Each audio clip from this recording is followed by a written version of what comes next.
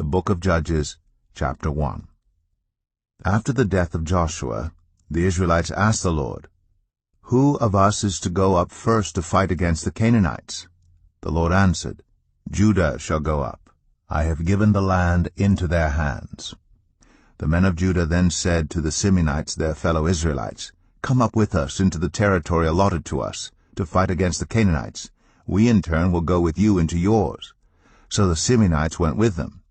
When Judah attacked, the Lord gave the Canaanites and Perizzites into their hands, and they struck down 10,000 men at Bezek.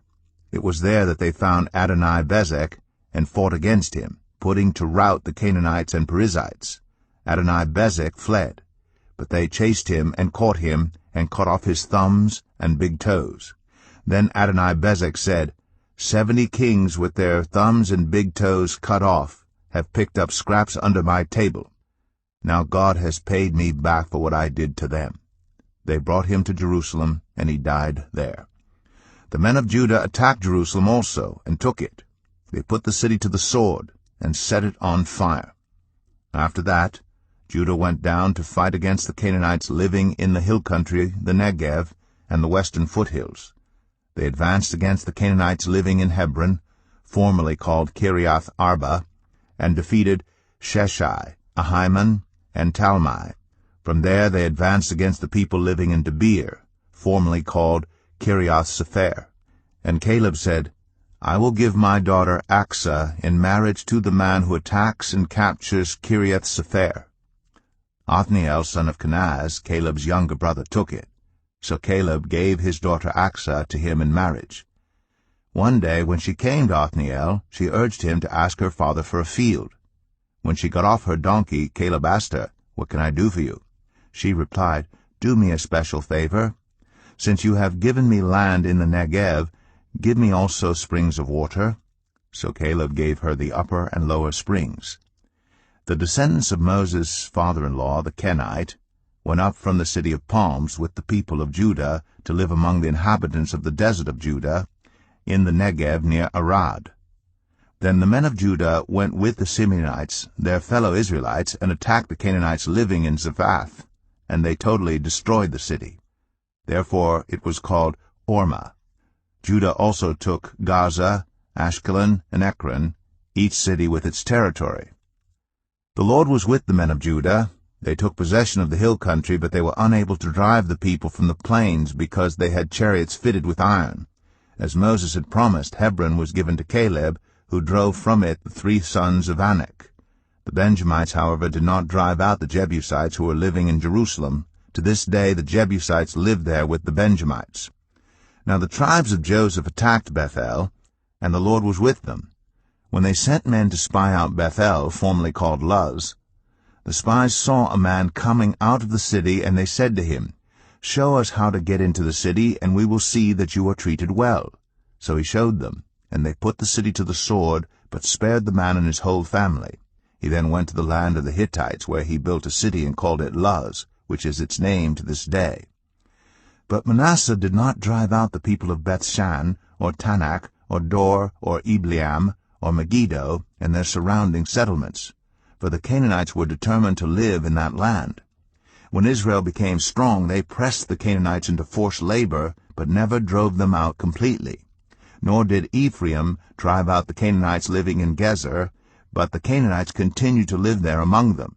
Neither did Zebulun drive out the Canaanites living in Kitron or Nahalol. So these Canaanites lived among them, but Zebulun did subject them to forced labor. Nor did Asher drive out those living in Akko or Sidon or Alab or Akzib or Helba or Aphek or Rehob. The Asherites lived among the Canaanite inhabitants of the land because they did not drive them out.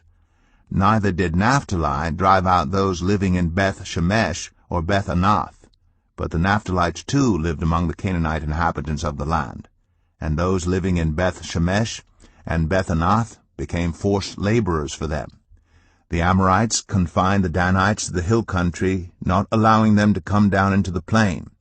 And the Amorites were determined also to hold out in Mount Eris, Aijalon, and Shaalbim. But when the power of the tribes of Joseph increased, They too were pressed into forced labor. The boundary of the Amorites was from Scorpion Pass to Selah and beyond. Judges 2. The angel of the Lord went up from Gilgal to Bochim, and said, I brought you up out of Egypt, and led you into the land I swore to give to your ancestors. I said, I will never break my covenant with you, and you shall not make a covenant with the people of this land, but you shall break down their altars. Yet you have disobeyed me. Why have you done this? And I have also said, I will not drive them out before you. They will become traps for you, and their gods will become snares to you. When the angel of the Lord had spoken these things to all the Israelites, the people wept aloud, and they called that place Bochim. There they offered sacrifices to the Lord. After Joshua had dismissed the Israelites, they went to take possession of the land, each to their own inheritance. The people served the Lord throughout the lifetime of Joshua and of the elders who outlived him, and who had seen all the great things the Lord had done for Israel. Joshua son of Nun, the servant of the Lord, died at the age of 110, and they buried him in the land of his inheritance at Timnath-Eres in the hill country of Ephraim, north of Mount Gash. After that whole generation had been gathered to their ancestors, another generation grew up, who knew neither the Lord nor what he had done for Israel. Then the Israelites did evil in the eyes of the Lord, and served the Baals. They forsook the Lord, the God of their ancestors, who had brought them out of Egypt. They followed and worshipped various gods of the peoples around them. They aroused the Lord's anger, because they forsook him and served Baal and the Ashtoreths. In his anger against Israel, the Lord gave them into the hands of raiders who plundered them.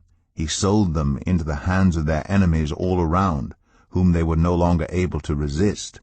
Whenever Israel went out to fight, the hand of the Lord was against them to defeat them, just as he had sworn to them. They were in great distress. Then the Lord raised up judges, who saved them out of the hands of these raiders. Yet they would not listen to their judges, but prostituted themselves to other gods and worshipped them. They quickly turned from the ways of their ancestors, who had been obedient to the Lord's commands. Whenever the Lord raised up a judge for them, he was with the judge and saved them out of the hands of their enemies as long as the judge lived. For the Lord relented because of their groaning under those who oppressed and afflicted them. But when the judge died, the people returned to ways even more corrupt than those of their ancestors, following other gods and serving and worshipping them. They refused to give up their evil practices and stubborn ways. Therefore the Lord was very angry with Israel, and said, Because this nation has violated the covenant I ordained for their ancestors, and has not listened to me, I will no longer drive out before them any of the nations Joshua left when he died. I will use them to test Israel, and see whether they will keep the way of the Lord and walk in it as their ancestors did. The Lord had allowed those nations to remain. He did not drive them out at once by giving them into the hands of Joshua.